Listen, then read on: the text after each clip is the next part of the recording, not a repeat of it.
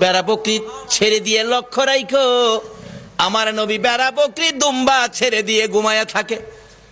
লোকেরা আইসা খবর দেয়, খাদিজা গো, এমন রাখাল রাখছো, বেড়া বকরি দুম্বার দিকে খবর নাই, ঘুমায়া থাকে। তাই নাকি? মা খাদিজা একদিন রওনা হলেন, দেখি কি করে ঘুমাই। যাইয়া দেখে বেড়া বকরি দুম্বা ছেড়ে দিয়ে আমার আপনার নবী ঘুমিয়েছে। বড় বড় অজগর সাপ এসে নবীজির মাথার উপর ফনা ধরে ছায়া দিতেছে।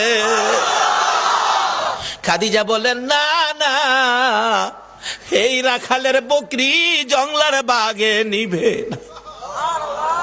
খাদিজা বাড়ির দিকে যায় আর ফিরা ফিরা চায়, এটা কেমন রাখাল রে?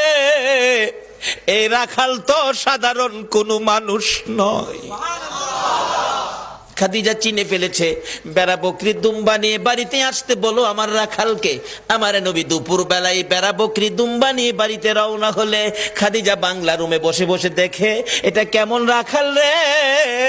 যে রাখাল রৌদ্রের মধ্যে আসতেছিল, আকাশের মেঘের টুকরা এসে রাখালের উপর ছায়া দেয়।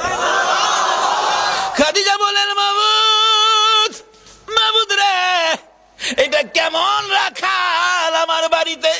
নিশ্চয়ই উনি সাধারণ কোনো মানুষ নয়, নিশ্চয়ই কোনো মহামানব হবে। আসেন, আর বেড়া বকরি দুম্বা আপনাকে চড়াইতে হবে না, শুধু এই জায়গার মধ্যে 2 ঘন্টার ওয়াজ। এই জায়গায় কি ঘটনা ঘটেছে আজকে এই নবীরে চিনি না, যারা চিনেছে তাদের জীবন ধন্য হয়েছে।